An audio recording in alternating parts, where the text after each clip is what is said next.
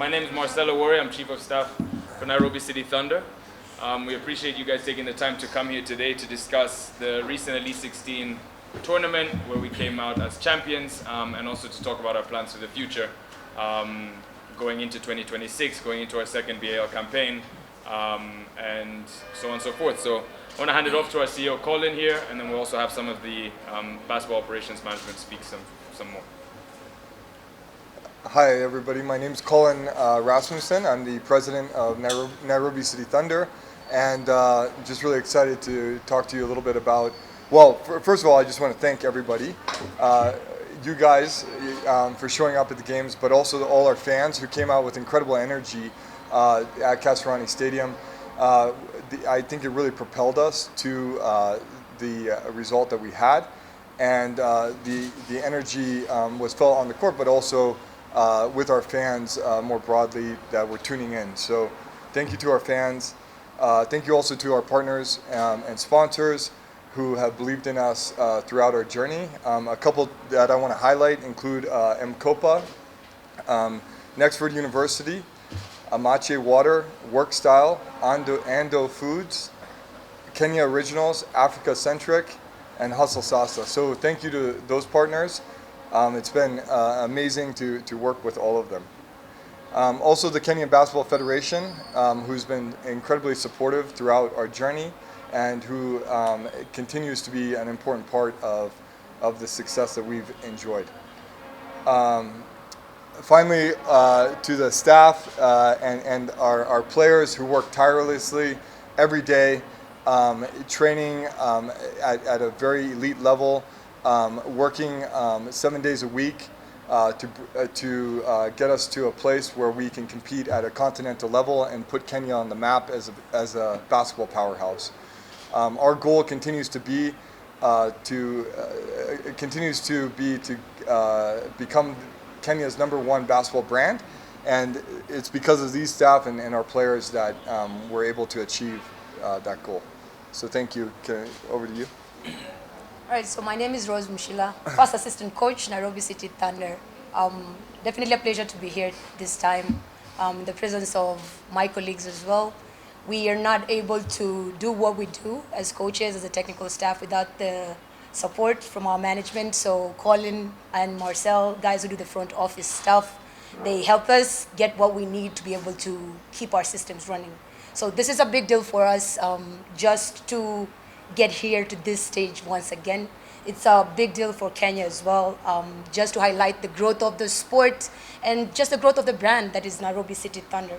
From what we're seeing is that our brand of basketball is actually in league with top tier clubs in Africa, which shows that our systems are working. It's something that we take pride in. Definitely from our first experience and where we are now, a lot of improvements have come along the way. We've been able to streamline our systems of play, and still more improvements to be made for us to be able to match that BAL level intensity. Of course, going into the preparations, gears will be kicked a notch higher, intensity at practice will be a level up, and we're looking to also bring the same energy we've had through the basketball community. That means the fans coming into it, of course our management, to keep ensuring our players are getting what they need to be able to prepare them for that level of competition. To this point, our commitment remains. Nairobi City Thunder is just not about just our brand of basketball. It's more that we take national pride in representing Kenya at that continental level. It's something we will continue to pursue, the excellence part of it for sure, and we hope and actually purpose to be able to do better once we get to that next level, different from how it was the first time. A lot of lessons have been gained from that, like from our first experience. Relative to where we are now, I'd say a lot of progress has been made, and going into this next cycle, a lot of unfinished business kind of theme, so we're looking to ensure we get our guys set and we're ready to match up with the level of competition at the BAL. Yep. Good morning, guys. So my name's Banet Ojay, team manager Nairobi City Thunder. So as the management, what we basically do is taking care of the players' welfare, even the coaches' part. And I also want to reiterate and thank the Federation for showing and actually backing us in all these preparations. The media, you actually were able to advertise, you were able to showcase everything that was going on around Elite 16. The fans, for the first time, we were able to fill the 5,000 capacity Kasarani gymnasium, and even the sports stadium itself for being able actually to give us the stadium to be able to use at this particular tournament.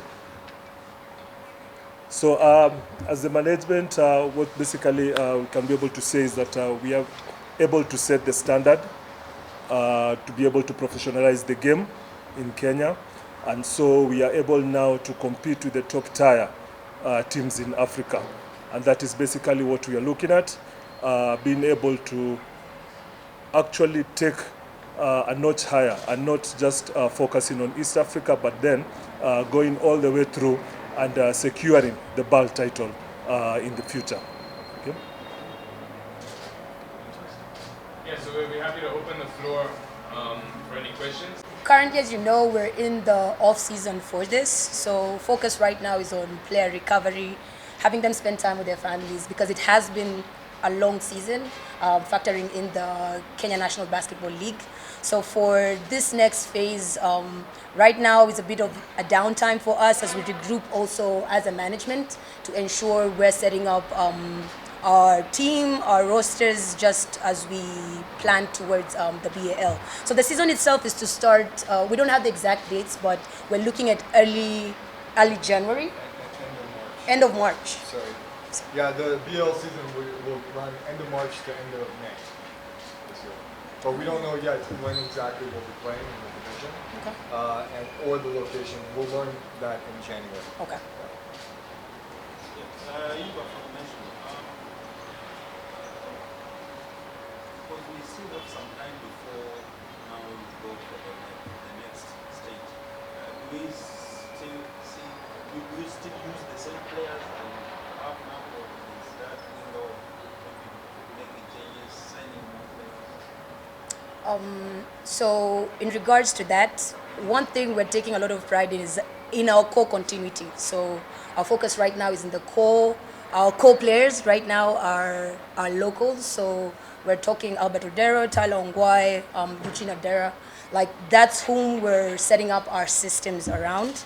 As for adjustments and any roster changes that may be, those will be informed as we keep going. So where we are now is more assessing the performances that have been throughout the qualifications and how best we can look to improve our efficiencies as a unit, because there are also areas of improvement that we have highlighted with regards to our systems of execution, both offensively and defensively. Yeah. I'm keen to know the team that took part last year's Elite 16 and the team that took part for the second time. Is there any difference? And you talked about lessons. What were the lessons at Nile Conference? Because people are saying that is where now the meat is. Because last time we really lost some matches because we could see the emotions. So what are the key lessons? Well, I think first of all, you know, experience is something that we're gaining, right? Because we took over the club 2 years ago, and within, you know, last year was our first try at BAL, and so the experience means a lot to us, right? So it's not our first time playing Elite 16, and it's not going to be our first time playing BL. Now it's our second time, and so experience is part of what we gain from that. But I think some of the lessons learned. I mean, one of the big lessons, and M. Sheila already mentioned that, which is we have to double down and build around our core squad, which is our Kenyan players, right? So you've seen the Kenyan core of our team has risen up, even at BAL in Nile Conference. I think you saw them excel, right? And they continue to reach new heights as we grow as a team. And so that's one of the lessons learned for us, is double down on the guys that, some of these guys have been together for 2 years now playing with each other. And in basketball, chemistry means a lot, you know? And so we're starting to see that pay off. These guys, they play for each other, Yeah. and they help each other to get better over time. So we're doubling down on that. 2 seasons undefeated. Are you lonely at the top? Because I can imagine actually the standards. You know, I've been watching basketball. The standards between Thunder and the rest. I mean, you are there and the rest are struggling. Are you alone? If I may. So one thing I'd give our management credit for is the culture they've set with regards to professionalism and just how we go about our work every single day. So while we might want to compare the standards, like every game we've played throughout the season has value to it. It helps get our players be who they are, and you cannot be a competitive side without having to go against actual competition. So leagues, rather clubs in Kenya are actually improving. Like through the pathway that Thunder has set, guys are trying to emulate that, and in the process, it's improving basketball within the ecosystem. So while we may be at the top, yes, we're pulling others with us. That's something that is reflecting. The win-loss record might not reflect it, but the level of play actually is, because if you follow the Kenya National Basketball League, it's not what it was the previous season. What it was this season, we could see clubs like Equity, clubs like KPA, like really trying to raise their level of play. And for us, that's a win for us as well as an organization, because it helps keep our players sharp. It helps us as coaches really work our coaching muscles to ensure, even as we continue to prepare and anticipate that next level, like we know how best to go about it. So yeah, it's not as lonely as you think, but yeah. And also, just to echo that, I think everything that we stand for at Nairobi City Thunder and Twende is to develop the overall ecosystem. And whilst we have been undefeated for the past 2 years, we've consistently engaged and included other players from the Kenyan basketball ecosystem in our development. Yeah. So when we're preparing to participate in the Elite 16, preparing to go and participate in the BAL, we're including other local players in our preparations, which also elevates their talent and sees the next season or the games that are upcoming be a higher brand of basketball overall.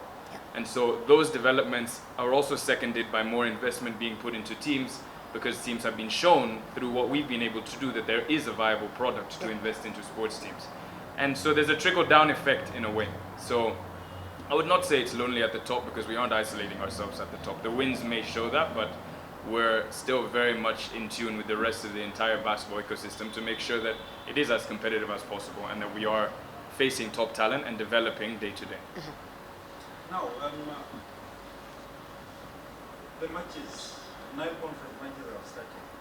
What will you be training your players? Right. Sorry, I couldn't hear that. We are now deep into the championship, 9 conference. What will you be telling your players, basing on the performance? Actually, this year, Right, so with regards to preparation, one is going to be role specified. Each player within the team has a specific role that they prepare for.